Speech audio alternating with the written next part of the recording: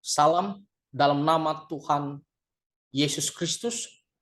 Saudara-saudara, di akhir-akhir ini ada salah satu pembahasan yang lumayan viral di media sosial.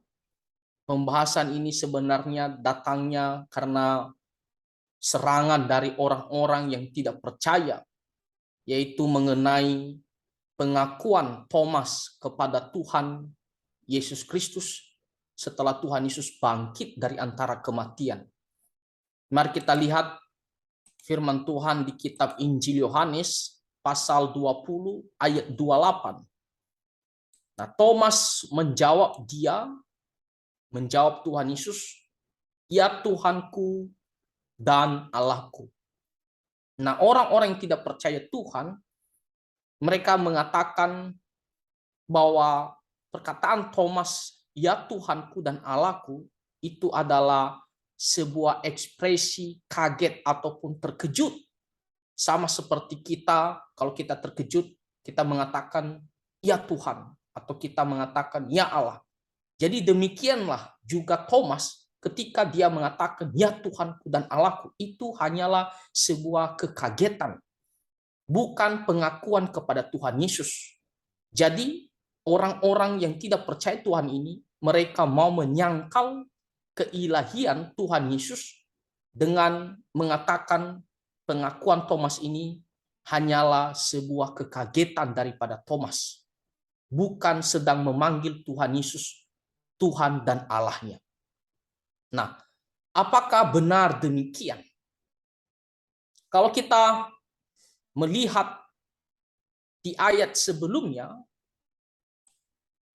di Yohanes pasal 20 ayat 25, di sini dikatakan, maka kata murid-murid yang lain itu kepada Thomas, "Kami telah melihat Tuhan." Jadi Tuhan Yesus sudah menampakkan diri kepada murid-murid yang lain, tinggal kepada Thomas saja yang belum. Ya, Tuhan Yesus belum menampakkan diri kepadanya. Jadi murid-murid yang lain bersaksi kepada Thomas bahwa mereka telah melihat Tuhan. Lalu apa kata Thomas? Tetapi Thomas berkata kepada mereka, "Sebelum aku melihat bekas paku pada tangannya, dan sebelum aku mencucukkan jariku ke dalam bekas paku itu, dan mencucukkan tanganku ke dalam lambungnya, sekali-kali aku tidak akan percaya." Nah, jelas sekali pernyataan dari Thomas. Lalu lihat ayatnya yang ke-26, dikatakan, 8 hari kemudian murid-murid Yesus berada kembali dalam rumah itu dan Thomas bersama-sama dengan mereka. Sementara pintu-pintu terkunci, Yesus datang dan ia berdiri di tengah-tengah mereka dan berkata, "Damai sejahtera bagi kamu." Nah, kalau Thomas dia terkejut ataupun kaget, harusnya disinilah posisinya, atau tepatnya disinilah ya dia terkejut. Kenapa?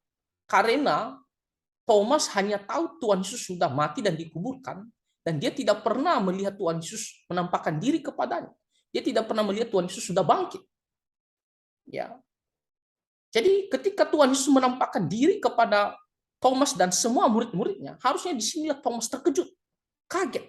Ya, setidaknya dia akan berpikir itu adalah hantu. Tetapi kita melihat bahwa Thomas tidak terkejut. Ya, meskipun Tuhan Yesus hadir di tengah-tengah mereka dan dia berbicara, "Damai sejahtera bagi kamu." Thomas tidak kaget ataupun terkejut. Kalaupun dia terkejut, harusnya di sini posisi dia. Ya, posisi kekejutannya harusnya di sini, tapi tidak ya. Lalu kita melihat ayat yang ke-27. Nah, kemudian Tuhan Yesus ia berkata kepada Thomas. Nah, sekarang Tuhan Yesus berbicara langsung kepada Thomas, memanggil nama Thomas. "Taruhlah jarimu di sini dan lihatlah tanganku. Ulurkanlah tanganmu dan cucukkan ke dalam lambungku, dan jangan engkau tidak percaya lagi, melainkan percayalah." Jadi Tuhan tidak hanya menampakkan diri dan mengatakan damai sejahtera, tetapi juga memanggil Thomas. Dan dia mau membuktikan kepada Thomas, "Taruhlah jarimu ya di bekas paku yang ada di tanganku, ya, lalu di bekas ya tusukan di bagian lambungku."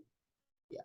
Jadi harusnya Thomas terkejut di sini. Kalau dia mau terkejut, harusnya di sini. Karena dia akan berpikir, sekarang dia bisa memanggil nama saya. Harusnya di sinilah dia terkejut, dia kaget, ataupun dia takut. tetapi dia tidak terkejut dan tidak kaget. Ya. Apalagi nanti selanjutnya. Kalau di sini saja dia tidak terkejut ataupun tidak kaget, maka selanjutnya tidak mungkinlah itu dia terkejut ataupun kaget.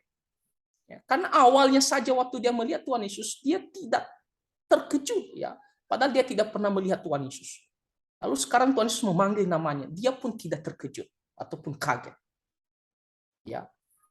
Nah, lalu kita melihat setelah dia menyentuh ataupun mencucukkan jarinya, membuktikan, maka lihat apa kata firman Tuhan ayat yang ke-28 ini. Thomas menjawab dia. Nah, kalau Thomas kaget terkejut, harusnya ekspresinya sendiri, ya. Dia berkata-kata sendiri, ya. Tidak kepada siapa-siapa atau kepada orang yang ada di situ, termasuk kepada Tuhan Yesus. Harusnya tidak.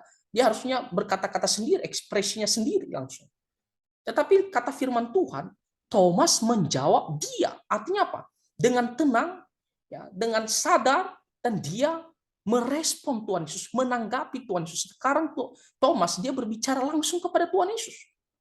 Karena Tuhan Yesus tadi berbicara kepadanya, lihat aku dan buktikan, cucukkanlah jarimu, ya, di bekas paku dan juga di bekas tusukan yang ada di lambungku. Nah, sekarang Thomas merespon dia, menjawab dia, berbicara langsung kepada Tuhan Yesus. Ya. Jadi bukan sedang ekspresi sendiri, berbicara sendiri, bukan. Tetapi di sini jelas sekali firman Tuhan mengatakan Thomas menjawab dia. Kalau dia kaget sendiri, harusnya firman Tuhan mengatakan dia kaget dan dia berbicara sendiri. Tapi di sini dikatakan Thomas menjawab Tuhan Yesus. Jadi jelas sekarang Thomas sedang berbicara kepada Tuhan Yesus. Ya, menanggapi Tuhan Yesus. Lalu selanjutnya dikatakan, ya Tuhanku dan Allahku. Nah, kalau ini adalah perkataan kaget, ya, kita kalau kaget kita hanya mengatakan ya Tuhan atau kita mengatakan ya Allah. Ya. Tetapi lihat di sini dikatakan ya Tuhanku dan Allahku. Ada kata penghubung, ada kata sambung, dan ini adalah kata penegasan. Ya. Kalau hanya kaget kita hanya mengatakan ya Tuhan atau ya Allah. Tidak mungkin kita mengatakan ya Tuhanku dan Allahku. Kalau kita mengatakan demikian, itu bukan kaget. Ya. Itu sedang menegaskan sesuatu, menjelaskan sesuatu. Ya, makanya pakai kata dan. Ya. Jadi Thomas mengatakan di sini, iya Tuhanku dan Allahku. Itu berarti dia sedang menjelaskan, ya, dengan pengakuannya kepada Tuhan Yesus bahwa Tuhan Yesus itu Tuhan dan Allah. Ya, sekali lagi, orang kalau kaget hanya mengatakan ya Tuhan atau ya Allah, tapi di sini dikatakan ya Tuhanku dan Allahku. Tak ada orang kaget mengatakan ya Tuhanku dan Allahku, tidak ada. Jadi ini adalah sebuah penegasan, ya, sebuah penjelasan, sebuah pengakuan Thomas kepada Tuhan Yesus. Ya. Nah, lalu selanjutnya orang Israel itu tidak pernah sembarangan menyebut nama Tuhan, baik secara kelompok, secara bangsa maupun secara pribadi. Tidak pernah di mana mereka kaget lalu menyebut nama Tuhan dengan sembarangan, mengatakan ya Tuhan. Tidak. Ya, sekalipun mereka begitu takut, mereka tidak menyebut nama Tuhan dengan sembarangan. Baca di kitab Kejadian sampai kitab Wahyu, tidak ada. Ya. Misalnya kalau kita membaca cerita, ya, di Markus pasal 14, Markus pasal 14 ayatnya yang ke-25.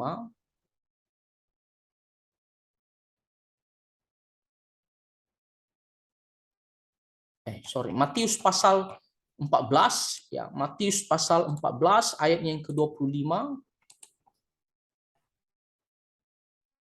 Ya. Nah, kalau kita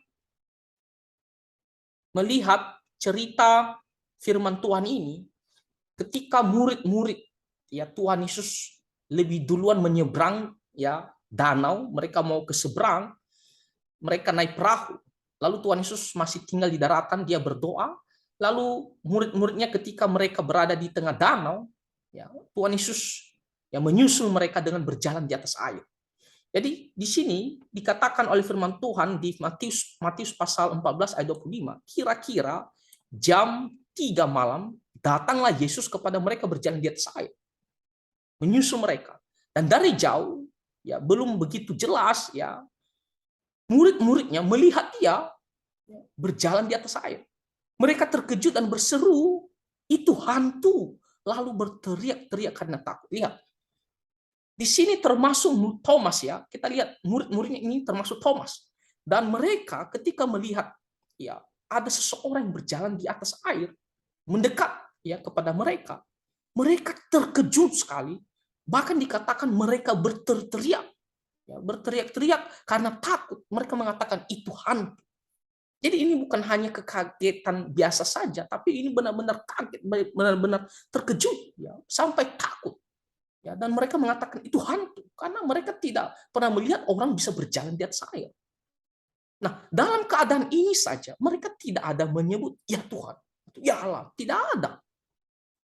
Karena orang Israel tidak pernah diajarkan untuk menyebut nama Tuhan Allah dengan sembarangan. Ya, meskipun kaget, sekaget-kaget apapun. Ya, ini contohnya. Termasuk Thomas di sini, dia tidak menyebut ya Tuhan atau ya Allah, tidak ada. Ya, ya, bahkan di sini mereka begitu takut sekali, begitu terkejut. Ya. Lalu kita melihat lagi misalnya di kitab Zakaria, di kitab Lukas pasal pertama ayatnya yang ke-12. Nah, ketika malaikat Tuhan menampakkan diri kepada Imam Zakaria, ya, suami Elizabeth, kita tahu bahwa antara Nabi Maliaki perjanjian lama dengan Tuhan Yesus itu ada sekitar 400 tahun. Dan selama 400 tahun itu Tuhan tidak pernah berbicara kepada orang Israel, tidak pernah mengutus nabinya, tidak pernah malaikat Tuhan berbicara kepada orang Israel. Jadi itu masa sunyi, ya, di mana Tuhan tidak ada berinteraksi langsung kepada orang Israel. Nah, sekarang tiba-tiba malaikat Tuhan menampakkan diri kepada Imam Zakaria ketika dia sedang melakukan tugasnya di dalam bait suci. Dan ketika Zakaria melihat malaikat Tuhan itu, dikatakan oleh firman Tuhan ayat yang ke-12, melihat hal itu ia terkejut dan menjadi takut. Dia sangat terkejut. Ya.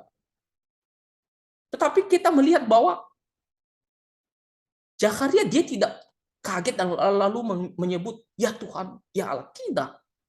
Karena orang Israel diajarkan untuk tidak menyebut nama Tuhan Allah dan Allah dengan sembarangan, ya, sekalipun kita kaget ataupun takut sekali. Misalnya lagi kita melihat Lukas pasal pertama ayat 29. Ketika malaikat Gabriel menampakkan diri kepada Maria.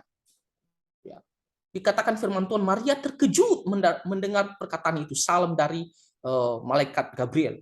Lalu bertanya di dalam hatinya, apakah arti salam itu? Terkejut, tetapi dia tidak menyebut ya Tuhan dan Allah. Ya, tidak. Ya, mereka tidak pergi, ya, sembarangan menyebut nama Tuhan dengan sembarangan. Ya, tidak ada. Jadi orang Israel tidak diajarkan seperti kita orang Indonesia, ya, yang gampang menyebut ya Tuhan, yang Allah, ya Allah, tersandung sedikit atau kaget sendiri, ya Tuhan, ya Allah. Tidak, ya, orang Israel sudah diajarkan begitu ketat, ya, menjaga bibir mereka, ya, untuk tidak menyebut nama Tuhan dengan sembarangan. Nah, kalau kita melihat lagi di Yohanes pasal 20 tadi, kita kembali Yohanes pasal 20 ayatnya yang ke-28.